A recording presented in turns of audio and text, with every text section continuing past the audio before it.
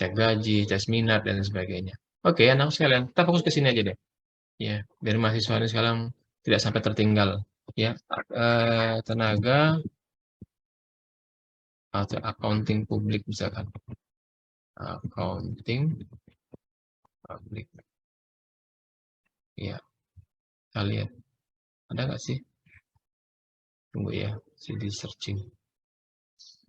Oh, tidak ada. Admin kasih keuangan misalkan. Nah, itu ada. Ya.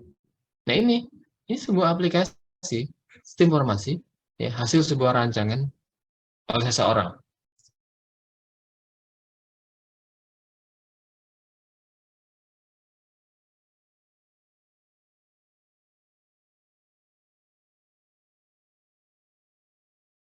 Staf tenaga ahli di bidang admin keuangan.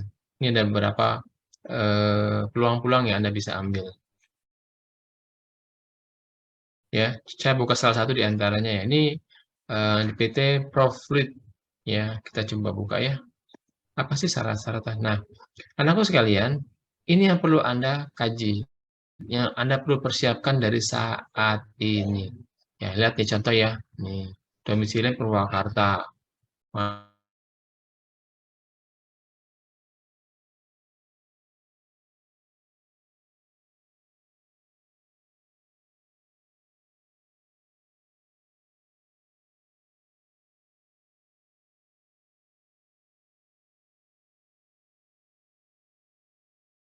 Tetap masukkan saja. Di sini ada pengalaman 1 tahun bidang yang sama. Maka Anda ketika nanti Anda kuliah, seperti saat ini, maka jangan malas untuk mencari pengalaman. Sekali waktu ikutlah tim bersama orang-orang yang di bidangnya. 1 tahun, gitu ya. Next, apalagi mampu mengoperasikan Office. Office itu apa? Word, Excel, PowerPoint minimal, dan seterusnya. Ya, kuasai dari sekarang, belajar dari sekarang. Ternyata tidak sulit menjadi seorang admin keuangan sebatas ini, gitu kan? Di sini teamwork, kan ya kan? Dan terbiasa dengan tenggang waktu dan disiplin. Oke, ini susah nih. Ini susah nih nih. Nih, sekarang tuh krisis di sini nih. Krisis orang jujur, gitu kan? Kalau keuangan dimanipulasi keuangannya. Wah, itu susah sekali tuh menjadi orang gitu. Yang dikira ini simpel ya. Oh no, ini kalau tes nanti ada tes awal, certain test gitu kan ya, penerimaan di awal itu, ini banget. Jadi dia tahu bagaimana Anda tuh orangnya konsisten tidak, jujur tidak, ketahuan kan. Kalau skill, Anda bagaimana Anda membuat sebuah laporan akuntansi, laporan keuangan, itu bisa dididik, bisa diajari sama mereka. Tapi kalau yang satu nih bab ini tidak mudah ini. Ini memang karakter Anda. Kalau Anda memang karakter orang yang jujur, karakter yang bertanggung jawab, mudah-mudahan gitu ya.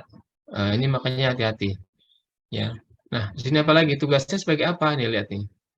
Membuat perencanaan keuangan, perencanaan peminjaman, penerimaan, pengeluaran, pembayaran, terus usulnya menyusun informasi keuangan harian, mingguan, bulanan, dan sebagainya. Ya, nah aku sekalian, ini informasi jangan dianggap sepele ya. Lalu banyak mahasiswa yang akhirnya terbengkalai, tanda kutip, yang pada akhirnya menjadi pengangguran adalah kenapa? Karena dia tidak mempersiapkan ini jauh-jauh hari. Dia tidak tahu apa sih yang harus saya persiapkan. Yang ada Anda sibuk kuliah dari pagi, siang, sore, sampai malam bahkan belajar. Tapi Anda lupa mempersiapkan ini. Karena nanti Anda ujung-ujungnya ini gitu loh. Anda harus mampu nih, ya. Anda harus mampu ini. Nah, inilah yang perlu Anda koreksi saat ini. Anda perlu pilih-pilih perkuliahan. Mata kuliah apa yang perlu saya ambil. Mata kuliah ini nggak perlu lah, nggak penting lah, dan seterusnya. Nah, yang kurang lebih dari sini. Carilah mata kuliah yang mendukung nih tugas Anda, pokok Anda ini. Kalau Anda asal ambil mata kuliah yang penting IPK-nya gede, IPK-nya tinggi, sementara mengabaikan ini, yang saya khawatir, nanti Anda lulus nggak siap. Oke, ini saya perlu ingatkan dari sekarang. Nah, caranya gimana Pak? Bikin sebuah tulisan, Anda print, ya, Anda print di sebuah kertas, Anda laminating, halaman nih, halaman ini print, ya. Nah, besok Anda setiap hari Anda lihat, Anda pasang di wallpaper juga boleh, Anda pasang di wallpaper handphone, pasang di wallpaper laptop Anda, silakan. Di Anda coba Anda lihat, oh, ada satu syarat yang saya belum. Misalkan begini, Oh, saya belum mengerti cara membuat perencanaan keuangan, maka saya harus belajar dari sekarang. Oh, saya belum mengerti cara bagaimana menyusun informasi keuangan harian, maka saya harus belajar dari sekarang. Ya, jadi manfaatkan waktu-waktu Anda lapang Anda. Itu jangan sibuk untuk sekedar nongkrong sana nongkrong sini, enggak. Tapi ini loh, Anda persiapkan ini. Gitu ya, pastikan. Jadi sekalian nanti Anda lulus, Anda sudah mengerti bagaimana membuat ini semua. Anda siap. Jangan sampai nanti Anda lulus, Anda belum mengerti ini. Waduh, fatal. Ya, ya. Jurusan akuntansi itu jurusan yang bergengsi, jurusan favorit. Banyak orang yang kepingin banget kuliah di tempat Anda ini. Oh, Bapak tahu? Iya, karena saya salah satu tim PMB di semester lalu. Itu ini sekali, persaingannya luar biasa. Dan Anda bersyukur, Anda perlu bersyukur dan Anda adalah orang yang terpilih. Nah, dan kami berharap besar bahwa Anda adalah orang-orang yang nanti ke depannya sudah siap ini. Gitu. Maka munculnya mata kuliah ADSI ini, analisis dan sistem eksplorasi ini adalah mendukung ini. Gitu. Oke, mendukung apa yang perlu Anda persiapkan ini. Begitu ya. Ya. Baik, baik. Sekali lagi, dari sekarang Anda persiapkan ini. Jangan nunggu nanti lulus. Jangan nunggu nanti semester akhir. Ke depan Anda challenge Anda mengikuti perkuliahan-perkuliahan itu lebih berat. Kalau tidak mencicil dari sekarang, saya khawatir. Pak, saya butuh challenge yang lain. Saya butuh profesi yang lain. Ya kan? Saya ingin menjadi yang lain. Silakan Anda klik aja tadi. Ya, Anda pilih apa? Anda menjadi apa misalkan. Gitu. Ya, ada banyak sekali pilihan-pilihan. Tentukan dari sekarang. Tentukan dari sekarang sehingga Anda tahu nih ke depan apa sih yang saya persiapkan ketika kuliah ini. Nah, kalau saya pernah tanya ke mahasiswa, apa cita-citamu? Membahagiakan orang tua, Pak. Bagaimana orang tua akan bahagia kalau kamu jadi pengangguran? Betul nggak sih? Iya. Bagaimana orang tua akan bahagia kalau kamu pengangguran gitu. Nah, bagaimana Pak biar nggak pengangguran? Satu di antara tipsnya adalah, nih, kalian persiapkan ini sejak dini. Ini beneran, ini sudah dari sejak dini. Ya, nanti setelah kuliah ini saya akan sampaikan ke kalian materi sebuah materi namanya Kaizen. Itu sangat erat kaitannya dengan ini. Ya, oke. Nah, ini. Kalau saya orang IT, misalkan IT programmer, misalkan. Contoh saja ya. Ada nggak sih? Harusnya ada sih.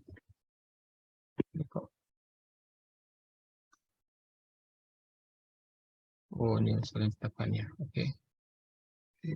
Oh.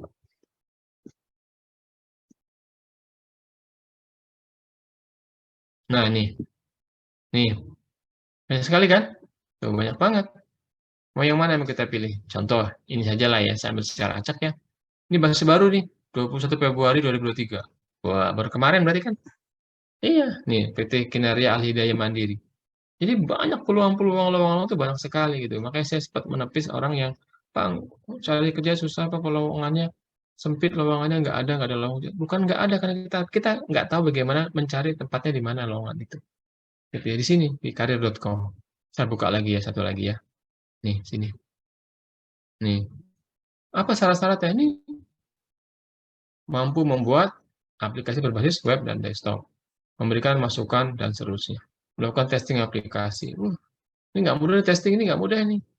Ya. Terus apalagi? Ya, nih memiliki setidaknya alumni apa? Diploma TI dan seterusnya. Ya, ini yang mahasiswa sekalian perlu disiapkan sejak dini sejak awal. Gitu ya. Jadi nggak cuma buku, nggak cuma laptop, nggak cuma pulsa ataupun kuota, enggak. Ya itu juga. Tapi ini, ya, saya nggak mau kalian di kelas ini tuh yang jumlahnya luar biasa banyak ini, nanti pada akhirnya lulus hanya 10% yang terserap di dunia industri, jangan. Nah, itu kenapa terjadi? Sebetulnya bukan karena tidak mampu menyerap 100%, tapi kebanyakan tidak mempersiapkan apa yang Anda harus siapkan. Nah, inilah yang perlu dipersiapkan dari sekarang. Anda cari tahu, Pak, saya belum tahu Pak bagaimana testing aplikasi. Contohnya kalau di sini ya, contohnya ya, saya nggak tahu Pak gimana. Bagi Anda harus cari tahu. Anda gunakan aplikasi yang ada, minimal Google deh. Oh, tentu testing aplikasi itu ini. Butuh aplikasi ini, tools ini, alat bantu ini, dan seterusnya. Dan seterusnya. Anda cari tahu ini. Nanti di perkuliahan sambil berjalan, Anda cari mata kuliah yang berkaitan dengan ini. Jadi, ikuti mata kuliah itu, Anda tanya, juga bisa. Ya, ini penting banget. Baik, anakku sekalian, ini sekaligus informasi penting terkait perkuliahan ini juga, sehingga Anda tidak terlena dengan hari demi hari perkuliahan yang mungkin pada akhirnya menghabiskan energi Anda tanpa ada manfaat yang jelas. Oke, kembali lagi tadi yang video di awal tadi.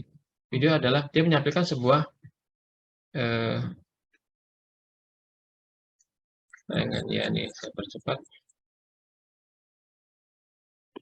Kalau dulu Anda misalkan mau kuliah, saya dulu ya, kuliah jam berapa? Jam 10. Wah, ketiduran pagi. Gimana cara bangunnya? Pakai jam waker. Sekarang apa? Anda coba pakai handphone Anda, setel alarm, selesai. Kan gitu. Dulu ada sih jam waker yang digital gitu kan ya. Anda bisa setelnya juga ada. Tapi tidak seperti semudah sekarang. Seolah-olah dunia dalam genggaman handphone Anda. Betul? Kalau main games, dulu kita harus sibuk menggunakan alat PlayStation misalkan. Sekarang cukup handphone Anda, cukup gadget Anda sudah lengkap games yang luar biasa. Dulu kita mau ke bioskop, mau nonton bioskop, pakai acara ngantri sepanjang lebar, wah dengan biaya yang cukup mahal. Sekarang masih ada juga, tapi tidak banyak. Bagaimana sekarang? Anda cukup putar Netflix dari handphone Anda, dari laptop Anda, dari TV di rumah Anda, cukup putar Netflix, udah tampil tuh ribuan film. Film-film yang memang tersimpan di database film ya di cloud ya, namanya cloud ya nantilah ya kapan-kapan kalau mungkin kita belajar ya di cloud ya itu eh, banyak banget film-film. Dulu saya masih kuliah, saya sibuk menyewa. Kalau saya dulu di Jogja itu ada namanya rental VCD, rental film. Kami sekali waktu sewa itu. Oh, kita lagi refresh nih, bikin nonton film kungfu misalkan, bikin nonton film perang-perang misalkan gitu. Sewa di situ. Berapa ya dulu saya sewa ya? Saya lupa juga. Sekitar satu film tuh eh, ya lebih kurang 2 sampai 5 ribu lah. Saya lupa ya, mohon maaf ya. Saya lupa. Satu VCD. Hanya dikasih waktu sekitar 2 hari. Selebihnya kembalikan kalau lewat, ya kita bisa kena denda. Udah kita pinjam CD-nya kadang rusak, tergores, macet lah segala macam. Aduh, belum lagi terbatas. Itu bisnis itu dulu di Jogja laris manis tuh. Begitupun dengan komik-komik laris manis tuh. Nah sekarang semenjak munculnya teknologi sistem informasi, maka apa? Tidak lagi sibuk minjem-minjem itu semua. Kita nggak perlu sibuk lagi ke tempat rental-rental VCD. Aduh, ngapain? Ya, cukup putar Netflix, maka tampil semua film-film terbaru. Kan. Wah, dengan gambar yang luar biasa, ya kualitas HD, ya tanpa iklan, dan seterusnya. Cukup bayar sewa per bulan, per tahun juga bisa, terus semua. Ya Allah, mudah banget. Ya, mudah banget. Nah, tapi kita sayangnya sampai dengan detik kita hanya sebatas penikmat. Ya, penikmat kemudahan itu. Kita tidak pernah berpikir bagaimana kita menjadi pelopor. Berpikir bagaimana sih cara membuatnya, kan gitu ya. Bagaimana sih cara membuat itu gitu ya, membuat aplikasi sewa menyewa online, bagaimana membuat sebuah aplikasi rental online. Nah, nggak pernah berpikir seperti itu. Pokoknya yang ada saya pakai aja Pak. Di Play Store banyak.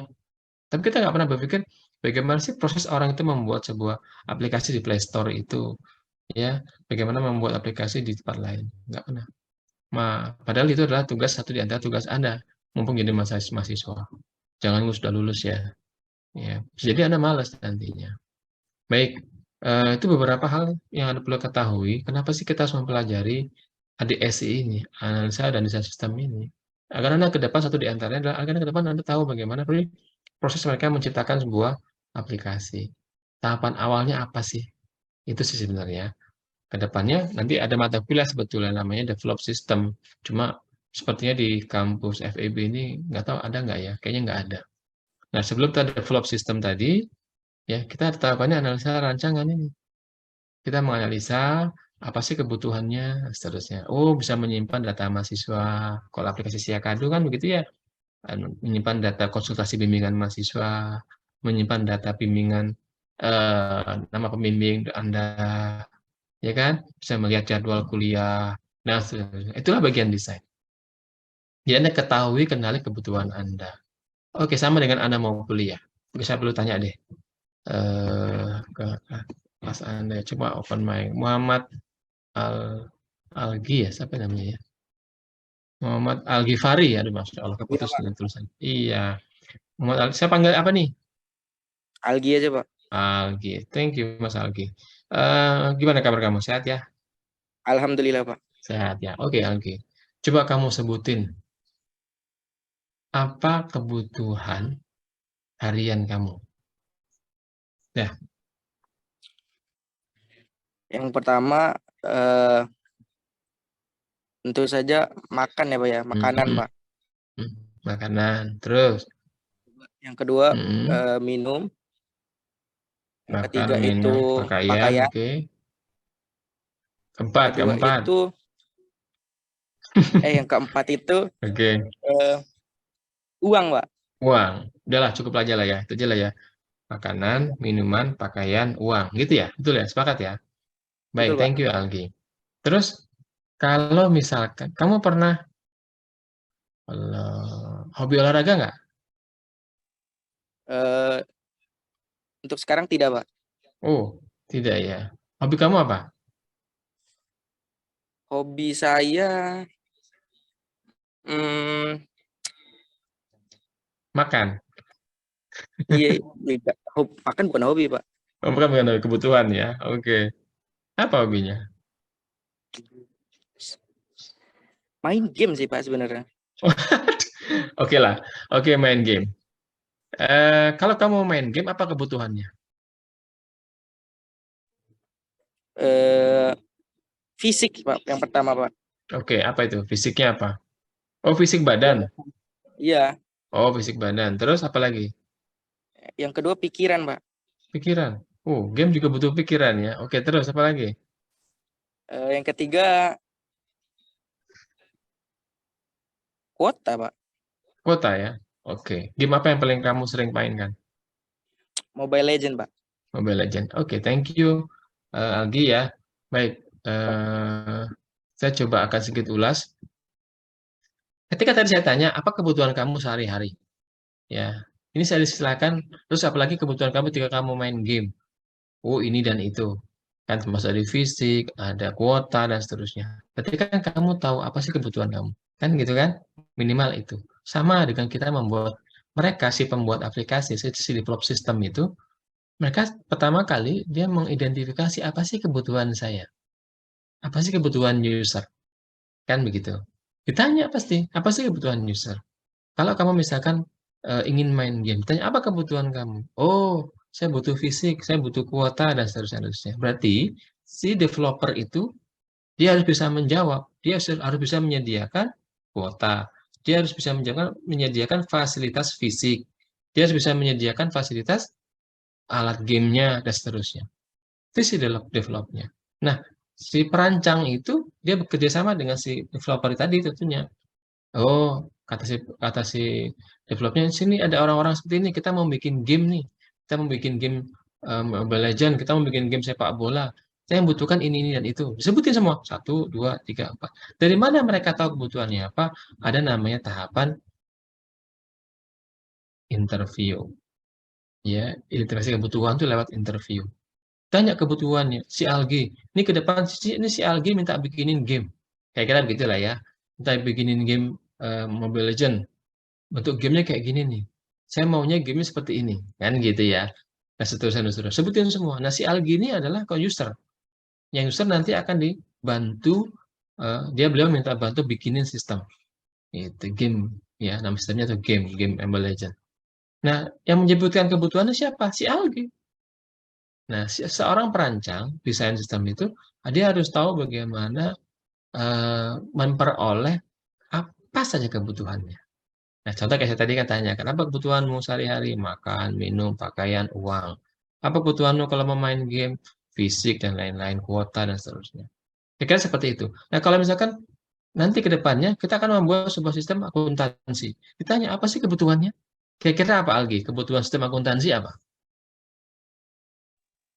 Bisa apa? Yang pertama bisa Excel Pak. Bukan. Ada sistem akuntansi, ya kan? Mm-mm. Sistem akuntansi itu kan ada fungsinya lah, itu aja lah. Fungsinya apa? Menurut kamu apa aja? Itu gampangnya gitu aja. Bisa apa? Satu bisa ini, bisa membuat itu, gitu. Yang pertama kan kita harus bisa membuat suatu laporan keuangan Pak. Laporan keuangan, apa lagi? Laporan Terus keuangan tuh apa aja? Kan banyak tuh. iya Pak, ada laporan arus kas, laporan posisi keuangan dan lain-lain Pak. Betul. Oke, arus kas minimal ya. Terus apa lagi kebutuhannya? Bisa apa aja sistem itu? Menurut kamu harus bisa apa?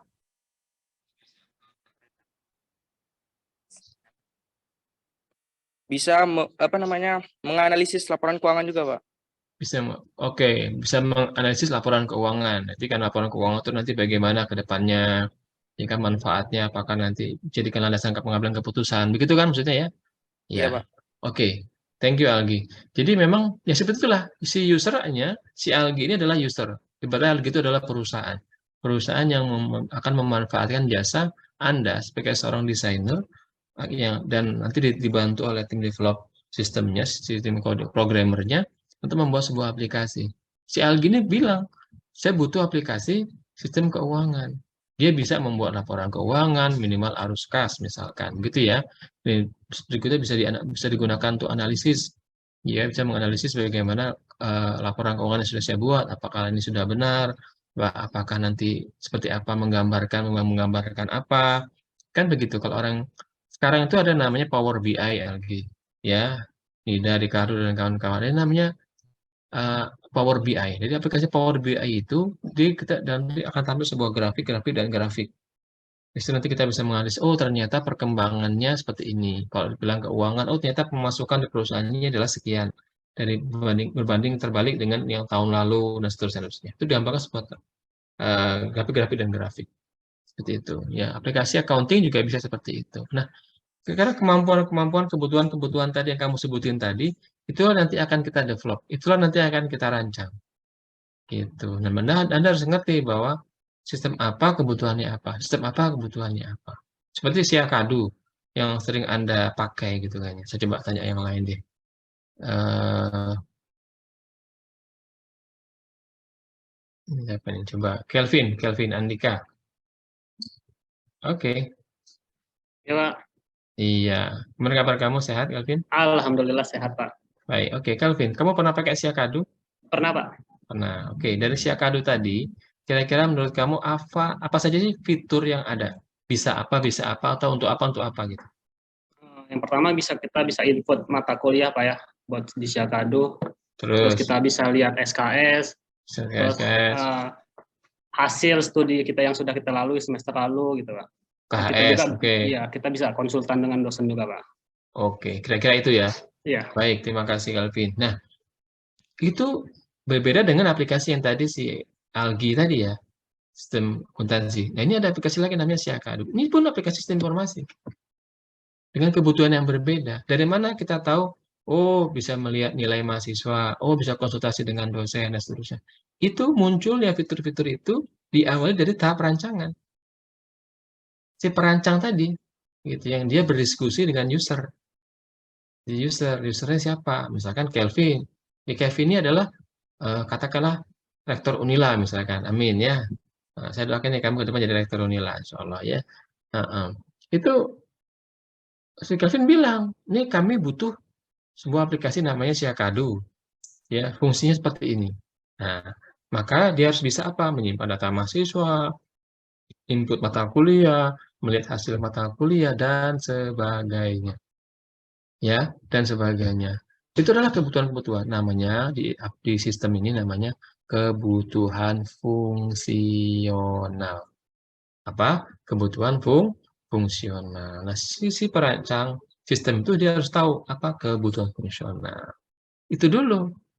Sama seperti kita hidup gitu kan. Apa sih kebutuhan kita gitu kan? Anda tahu gitu kan ya.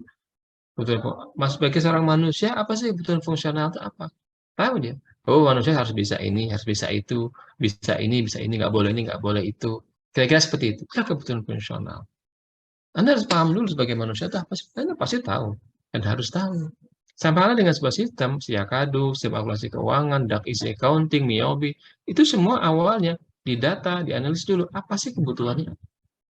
Dan dipastikan kebutuhan fungsional itu harus tepat.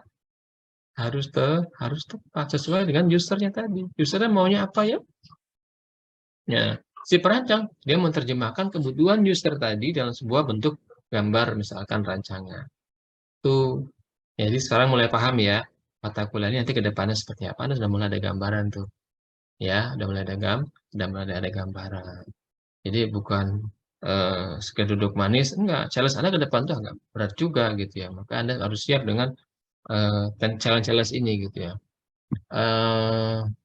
Anakku sekalian, kami bedanya kalau mata kuliah ini di IT, di teknik informatika, di ilmu komputer, itu memang didasari dulu dengan mata kuliah yang namanya database, basis data. Semestinya mata kuliah ini diawali oleh itu dulu, gitu ya. Jadi pengantar basis data deh, minimal itu. Baru kita terjun ke sini. Namun sepertinya kemarin hasil saya diskusi dengan dosen yang lain, sepertinya belum Pak, ini Pak. Wah, berarti makanya saya berkewajiban untuk menyampaikan ini dulu. Karena kalau tidak disampaikan, saya khawatir nanti Anda bingung, nih kok tiba-tiba gambar ya, bingung nanti Anda. Gitu ya. Nah, analogi awalnya seperti itu. Tentukan kebutuhan fungsional kamu. Fungsional sistem itu apa? Nah, apalagi sistem yang lainnya, selain saya kadu, banyak sekali. Di Unila itu banyak sekali portal. Beneran, banyak banget. Saya sampai menyimpan akun itu, saking banyaknya itu harus tersimpan, harus disimpan. Kalau nggak lupa. Yang ini passwordnya apa, loginnya apa, yang ini passwordnya apa, loginnya apa, dan seterusnya. Banyak sekali. Ya mungkin kalau mahasiswa tidak banyak ya, kalau dosen itu banyak sekali di nilainya, harus kita manfaatkan. Ya, maka kita harus tahu, oh aplikasi ini fungsinya ini, kebutuhan dasarnya ini, dan seterusnya. Kita harus paham tuh. Kalau enggak, ya udah, gitu. Ya, fatal. Sama dengan kalau Anda ingin membuat sebuah laporan keuangan, kena ditanya, loh kenapa saya membuat laporan keuangan ini? Kan begitu kan? Untuk apa laporan keuangan ini? Kan gitu. Batasannya sejauh mana laporan ini? Kan begitu. Ya, sedikit saya share. Saya dulu pernah membuat sebuah aplikasi keuangan berbasis komputer ya di perusahaan Sukovindo di Lampung. Ada yang tahu? The Sukovindo itu salah satu perusahaan besar di Lampung. Saya yang membuat salah satu pembuat aplikasi di situ bersama tim tentunya ya. Saya dulu didampingin oleh akuntan publik ya, yang menganalisis bagaimana keuangan di sana ya, harus seperti ini, harus seperti itu, harus seterusnya, dan saya membuat sebuah aplikasi komputerisasinya. Saya tidak tahu apakah sekarang masih dipakai atau enggak, saya tidak tahu, tapi yang paling tidak saya pernah punya pengalaman kecil sedikit di situ. Kedua, saya dulu didampingi oleh anak-anak SMK, ya, saya salut juga tuh anak SMK itu ternyata tidak kalah dengan anak-anak kuliah ya, ilmu kematangan akuntansinya, luar biasa. Mungkin di sini ada yang alumni SMK, apa ya kalau SMK itu akuntansinya itu apa sih namanya? Akuntansi juga ya mungkin ya. Ada di sini alumni SMK yang akuntansi gitu, saya tidak tahu nama jurusannya. Ada? Bisa open mic? Ada? Saya Bapak. Mana nih wajahnya kok belum tampil? Siapa namanya? Meriana Pak. Putus-putus ya. Coba. Oke, terima kasih ya. Bisa tampilkan wajahnya di sini kok saya tidak melihat. Saya sudah on cam Pak. On cam ya. Gimana Oke. caranya? Siap. Oke, sudah tampil. Bagaimana? Kamu bisa ceritakan nggak dulu pengalaman kamu di SMK itu? Belajar apa, tentang apa, tentang akuntansi? Sekilas saja. Bisa. Saya dulu SMK-nya itu akuntansi keuangan dan lembaga, nama jurusannya itu. Keren. Belajarnya itu mulai dari akuntansi jasa, akuntansi dagang, akuntansi manufaktur, administrasi pajak, sampai kayak Excel, apa ya namanya tuh? Spreadsheet ya, Oh, spreadsheet. Oke. Iya, Pak. Terus akuntansi pemerintah juga udah belajar, Pak. Akuntansi keuangan juga. Terus kalau untuk mata pelajaran yang komputer gitu ada SIMDIK atau simulasi digital. Terus kalau misalnya satu lagi itu ada komputerisasi akuntansi. Itu belajarnya Mayop, Pak. Mayop ya. Nah, kan. Bener ya, Mayop ya. Ini selain Meriana ada nggak rekan kamu di sini yang juga alumni SMK? Ada Pak, Rosa. Rosa ya, mana nih orangnya? Rosa, oke. Halo, Rosa. Mana nih? Iya, Pak. Iya, coba Rosa, kamu cerita. Apa sama nggak dengan Meriana ceritanya? Iya, sama, Pak. Mirip-mirip. Alumni yang sama, di sekolah yang sama, kamu dengan Meriana? Enggak, beda. Oh, beda, oke. Masih ingat cara membuat laporan keuangannya? Laporan Kenapa, keuangan? Maaf, Pak. Masih ingat buat laporan keuangan, neraca dan lainlain? Kalau yang untuk menggunakan Mayup itu agak-agak lupa Pak, karena waktu itu simulasinya apa sih kayak bentar doang gitu Pak, karena ada COVID kan, jadi belajar di sekolahnya juga jarang. Oke. Kalau laporan secara tertulis, membuat sebuah neraca laporan keuangan besar gitu, rugi laba gitu, masih ingat? Insya Allah masih Pak. Oke. Good.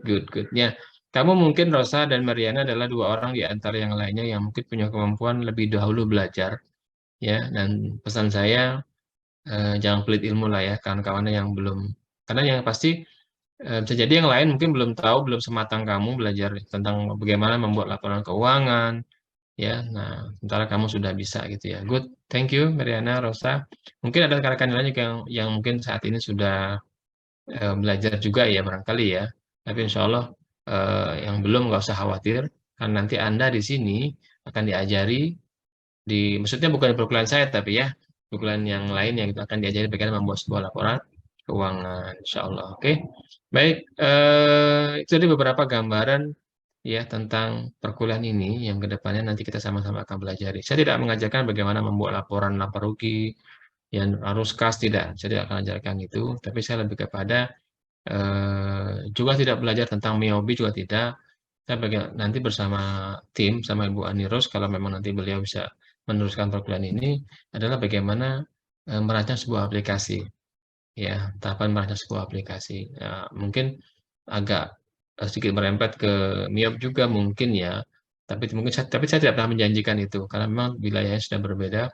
Bukan saya yang diamanahkan untuk mengajarkan mata kuliah implementasi MIOB itu tidak gitu ya, tapi lebih kepada dasar basic teknologi informasi, desain sistem informasi, kira-kira seperti itu. Baik anakku sekalian, ada yang ingin ditanyakan mungkin? Kalau tidak, saya ingin putarkan sebuah video tentang Kaizen. Ini penting nih video ini. Ada? Sebentar. Ini kenapa ini? Kaizen saya coba buka dulu ya. Nah, ini tentang Kaizen. Nah, ini Kaizen ini rata dengan mahasiswa banget nih. Oke. Aduh, tapi ini kalimat. Mohon maaf ya, ini videonya bahasanya gaul. Ada kata lolo gue yang mungkin kurang pantas kalau diterapkan di pembelajarannya. Tapi ini sebatas video, ambil positifnya saja ya.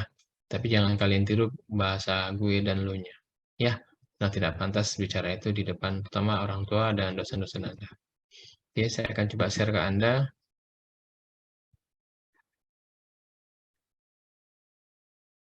Ya.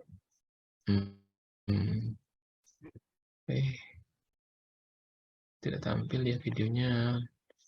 Nggak tahu kenapa ya di Zoom ini satu ini. Aduh, astagfirullah. Nggak tampil lagi. Videonya kadang tampil, kadang enggak. Sebentar ya. Insyaallah.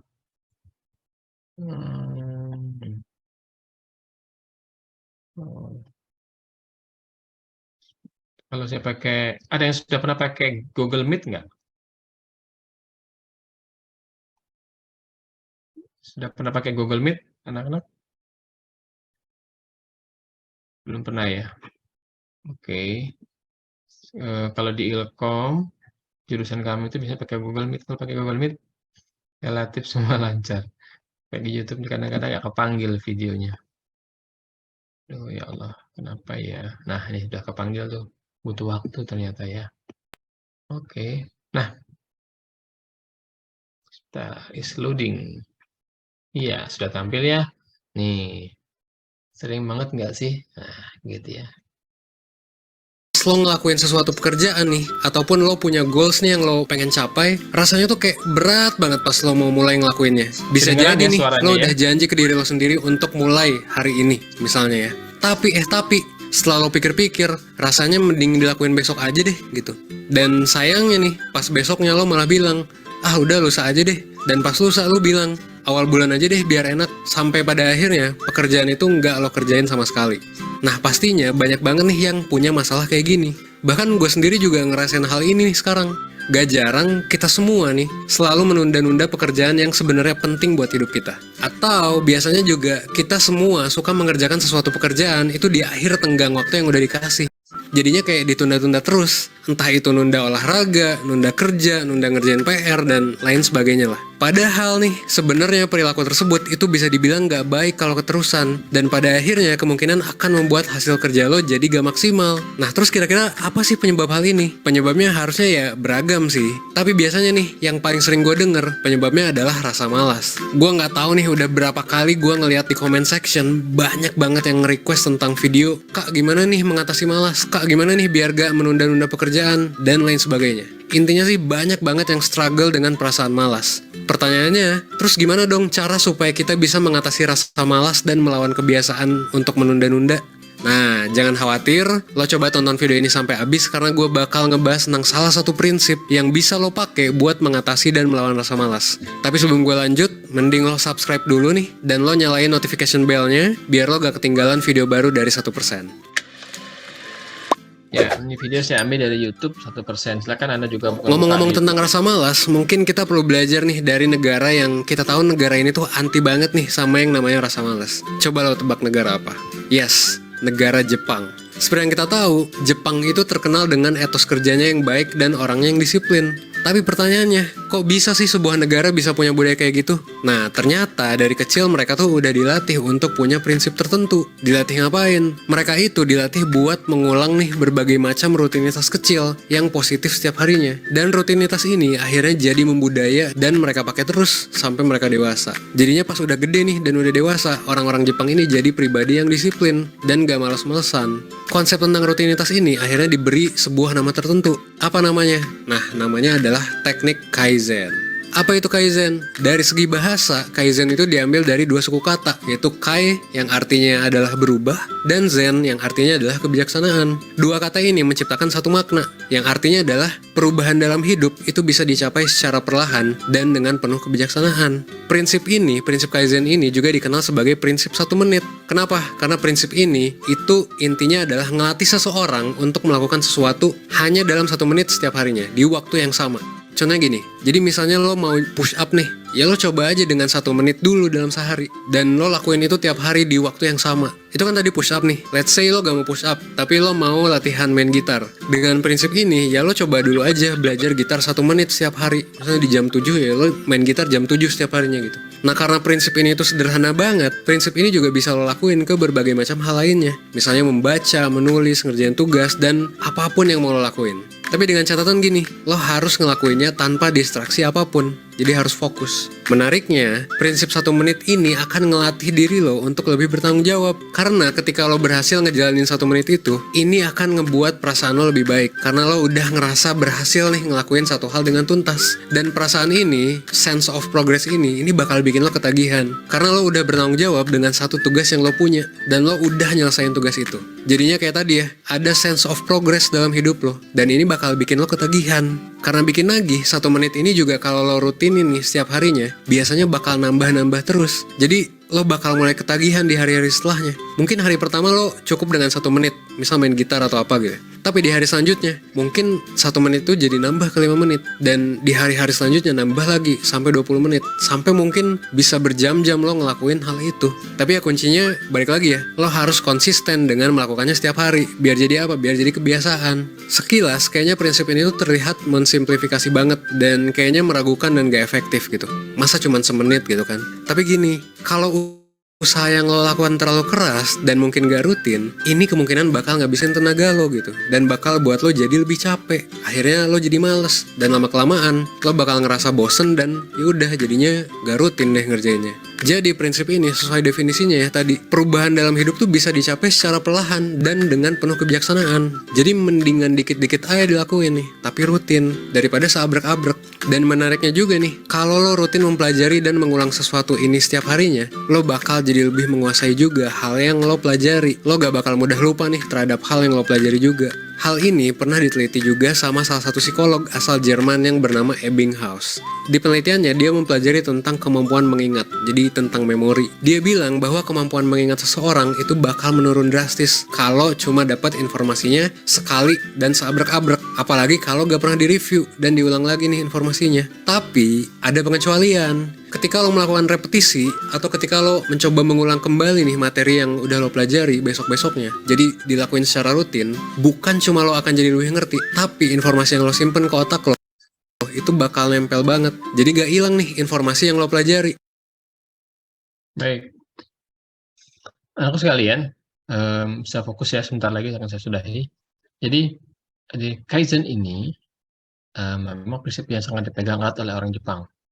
Ya, orang Jepang itu adalah negara yang terkenal anti malas, sangat disiplin, bersih, dan seterusnya. Ternyata itu di Kaizen ini. Ini saya potong lah ya, ada masih banyak tentang bagaimana Kaizen tersendiri gitu ya. Tapi secara sederhana, Kaizen adalah perubahan ke arah kemajuan secara berkesinambungan. Step by step bertahap. Ya, step by step bertahap. Ya, dan itu di awal dari 1 menit, 1 minute. 1 minute. Nah, kita mungkin sering berpikir bahwa kalau kebanyakan orang sistemnya SKS, sistem kebut semalam. Jadi kalau dikasih tugas, kebut semalam, pokoknya selesai malam. Akhirnya apa? Tugasnya nggak maksimal, hasilnya nggak maksimal, dan seterusnya. Drop lah akhirnya kita. Udah itu ditinggalin. Gitu. Udah itu ditinggalin. Akhirnya kita lupa semua. Udah nggak paham, nggak ngerti, lupa semua. Nggak nempel. Nah, ini sebagai evaluasi kalian, cobalah kalian flashback mundur ke belakang gitu ya. Bagaimana kita akan mengingat mata kuliah yang sudah Anda lewati, ya, kalau Anda tidak pernah melakukan repetisi, pengulangan. Nah, di sistem Kaizen ini, diajarkan kepada kita semua, kepada saya khususnya, bagaimana kita agar lebih memudah untuk mengerti, lebih mudah untuk mengingat kembali, manfaatkan waktu 5 menit pertama. 1 menit, terus naik jadi 5 menit, 5 menit lagi naik jadi 20 menit, dan seterusnya. 1 menit dulu. Cobalah Anda istiqomah. Cobalah Anda terus. Buka, dan buka, Anda ulangi, buka, Anda baca, ulangi, buka, Anda baca, ulangi, terus gitu. 1 menit, istiqomah, pokoknya jam 7 sampai jam 8 misalkan. Anda bikin jadwal sendiri untuk mengulangi mata kuliah yang semester lalu, mengulangi mata kuliah yang hari kemarin. Bikin terus, tapi terus istiqomah, besok kayak gitu lagi, terus itu. Itulah prinsip Kaizen. Nah, ternyata dari 1 menit tadi, naik jadi 5 menit, ketika sudah merasa nyaman, kurang 5 menit, naik jadi 10 menit, kurang 10 menit, jadilah 20 menit, dan itu istiqomah. Setiap hari, alhamdulillah, makin kita banyak kita ulangi, maka kita akan lebih mengerti dan lebih nempel banget. Dan aku sekalian, ini penting ya, untuk mengingat bahwa saya tidak mau Anda nanti termasuk mahasiswa yang terlena, mahasiswa yang mungkin pada akhirnya kuliah itu yang nempel cuma sedikit gitu ya. Itu apa? Karena apa? Karena Anda berpikir berusaha mengingat seabrek-abrek. Ya, merekam seabrek-abrek informasi. Padahal tidak. Dari sedikit saja, banyak, saya ingat kata dosen saya dulu. Ini ilmu yang terus saya terapkan sampai ngedetikin. Saya ingat betul. Dia pernah pesan kepada kami, kepada saya, banyak perlu sedikit cukup. Apa? Banyak perlu sedikit cukup. Banyak perlu sedikit. Kalau memang kita perlu berbanyak-banyak, kalau memang kita harus banyak lama belajar, ya kita lakukan karena memang perlu. Tapi kalau sedikit sudah cukup, sebentar sudah cukup, ngapain kita harus berlama-lama? Dan itu memang sederhana sekali prinsip Kaizen tadi, sangat terkait dengan, ada hubungannya dengan prinsip Kaizen tadi. Kalau memang kita sudah merasa mampu, dirasa hanya mampu 5 menit, ya sudah 5 menit, tapi maksimal. Ya, daripada kita paksakan jadi 5 jam, tapi sia-sia. Itu filosofi sederhana yang memang Anda harus pegang baik-baik. Walaupun nanti ada saatnya kita harus memaksakan diri, yang tadinya harus cuma 3 jam kita sanggup, jadi 5 jam. Tapi itu kondisi-kondisi yang memang sifatnya urgent, darurat, dan seterusnya. Selebihnya, kita bagaimana kita memaksimalkan potensi diri dengan meminimalisir kesalahan tadi. Bagaimana caranya meminimalisir kesalahan tadi? Memperbanyak mengulang-ulangi. Ya, kita banyak salah ketika diuji di semester akhir, ketika ada ujian. Kenapa kok ini salah, ini nggak bisa, itu nggak bisa. Salah semua jawabannya. Kenapa? Satu di antara jawaban adalah Anda malas mengulang-ulangi mata kuliah sebelum-sebelumnya. Ya, Anda malas menyediakan waktu 1 menit, 5 menit, 10 menit untuk Anda sendiri mengulangi mata kuliah sebelumnya. Akuntansi setahu saya mata kuliah yang sangat erat kaitannya antara awal dan akhir nantinya. Ya, karena Anda nanti akan diberikan challenge membuat laporan-laporan yang luar biasa, besar-besar, susah sulit-sulit, angka-angka yang ribet.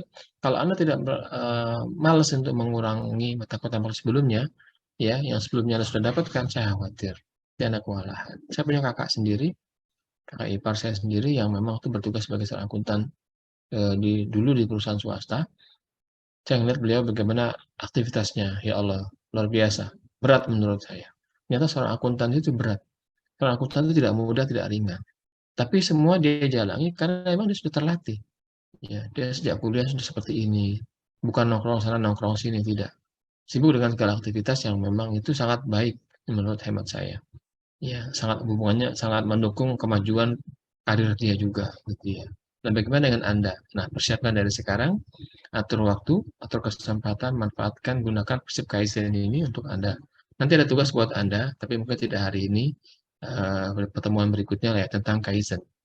Ada tugas Anda. Siap-siap saja, Anda silakan buka-buka materi tentang Kaizen, nanti ada tugas buat Anda tentang Kaizen ini.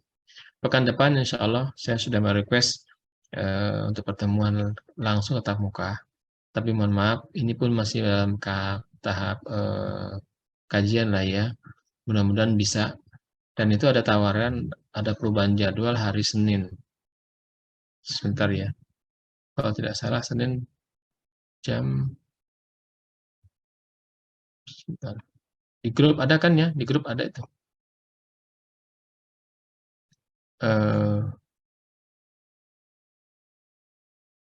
Hari Senin jam 1. Senin jam 1 siang. Atau jam 1, hari Sabtu jam 7.30. Dan Jumat jam 1 siang. Wow. Nanti silakan deh Anda sounding. Tapi yang saya agak berat, yang pasti yang saya tidak bisa itu hari Sabtu. Saya nggak bisa. Jumat jam 13. Saya juga nggak bisa tabrakan itu jadwalnya. Ada jadwal jam 13 itu. Tapi nanti mungkin bisa saya geser. Opsi yang paling memungkinkan adalah Senin jam 1:30 lah ya. Jam 1 mungkin kan baru selesai sholat. Senin. Kira-kira kalau hari Senin jam 1 Anda ada jadwal? Ada, Pak. Ada? Waduh. Ada, Pak. Hari Senin Selasa kami full. Oh gitu ya. Wah. Ya ruangannya adanya hari Senin kan ya. Itu tawarannya seperti itu. Di grup Anda bisa baca sendiri. Kalau hari Sabtu terus terang saya nggak mungkin lah ya. Itu kan hari libur. Ya saya manfaatkan. Dan saya juga hari Sabtu itu hari libur dan saya sudah ada jadwal juga Sabtu itu di luar. Saya nggak bisa juga gitu. Mungkin kalau hari Jumat jam 1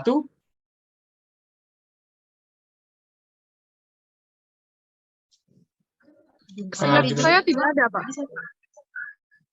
Oh, rata-rata pada kosong ya? Artinya memungkinkan kalau Jumat jam 1 memungkinkan gitu.